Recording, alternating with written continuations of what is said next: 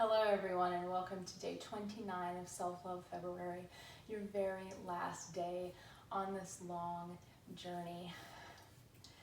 Let's get started.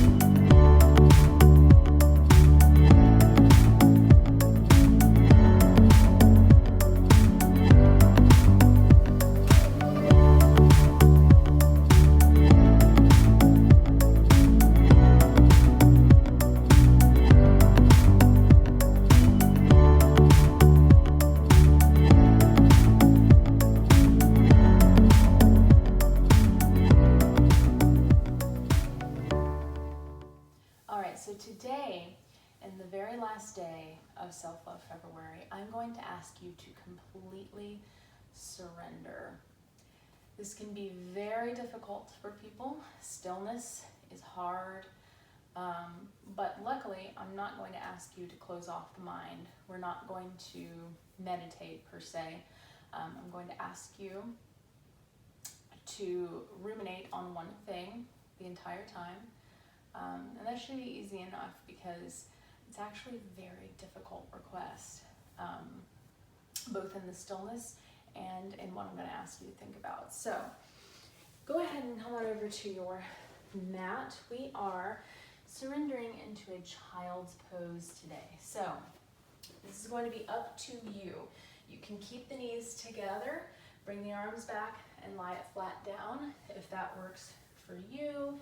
Just straight down and lower the head to the mat. However, that does not work for my flexibility and my body, so I'm not going to be doing that, although you are free to. What I will be doing is taking the knees at least as wide as the mat, nice and wide, just as wide as you want them, it doesn't matter. I'm going to bring the arms forward, just kind of slide forward just like that. Take the hands nice and long and active and bring the booty back. So you don't have to keep the arms active the entire time. You can relax them, that's fine. We want to surrender here, so we're not really working, but I am leaving the ultimate choice up to you. So go ahead and come into this nice surrender posture. I'm going to try to keep the head up so you can hear me, but you should lay the head down on the mat, even give yourself a little forehead massage if you'd like while you're there, and just relax and listen to me talk. Okay, so what I'm asking you to do today is in line with the surrender posture.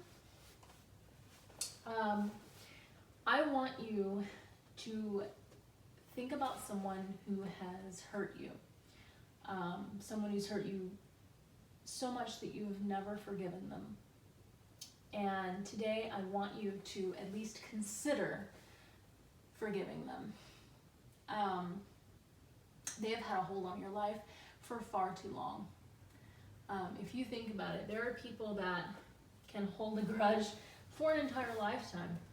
And do you really want to be one of those people that 20 years down the line, you're still angry at this one person over this one thing, this one juncture in your life that, you know, honestly, you've passed and you've moved on in every other respect, but forgiving them. They've still got that hold on your mind. It still comes up every now and then for you. It's a source of anger and negativity and darkness in your soul, and you don't want to hold on to that for any longer than you have to. We're still down, surrendering child's pose. I hope you haven't gotten up. I'm not exactly holding my child's pose well because I'm trying to talk to you, but you definitely are. So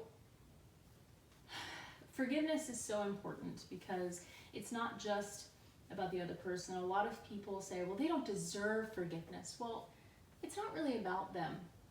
If you don't forgive that person, you can't move on.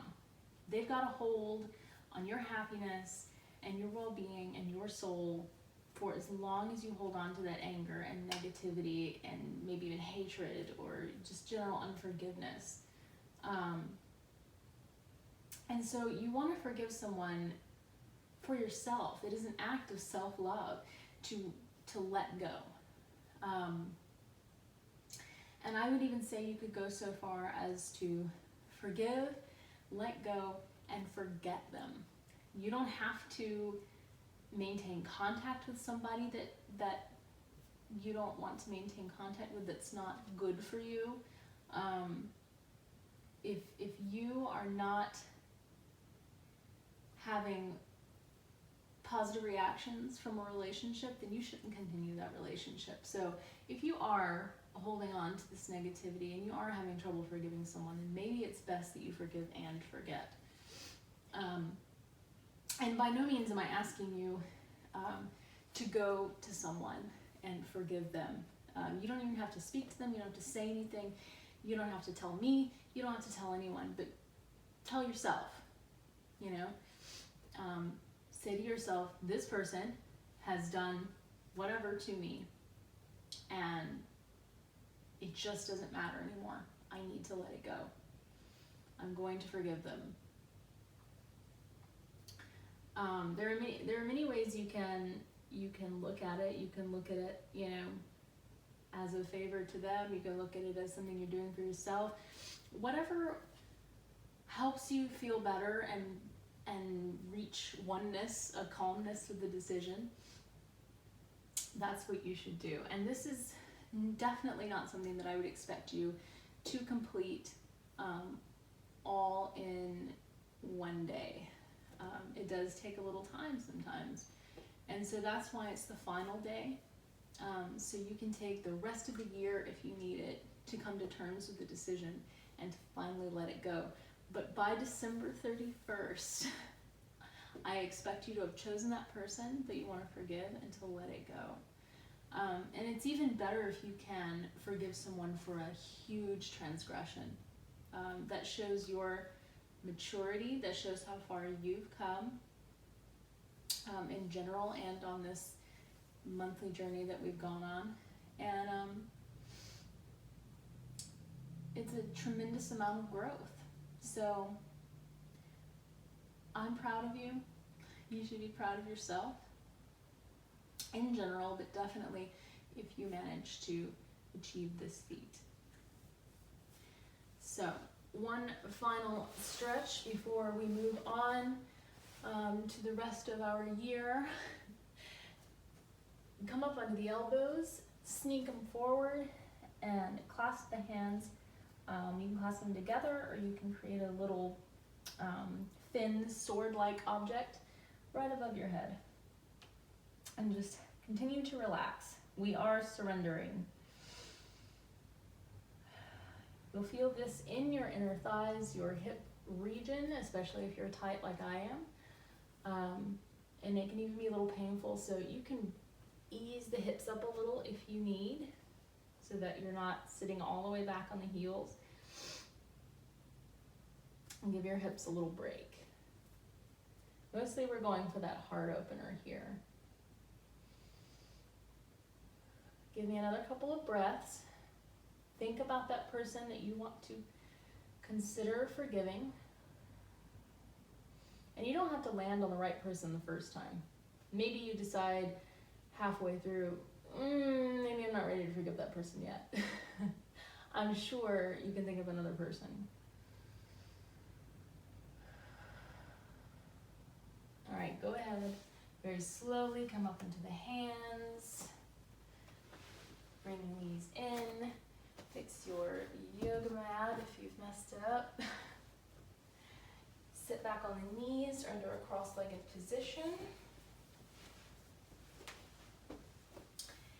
And I want to so very humbly thank you for joining me on this journey.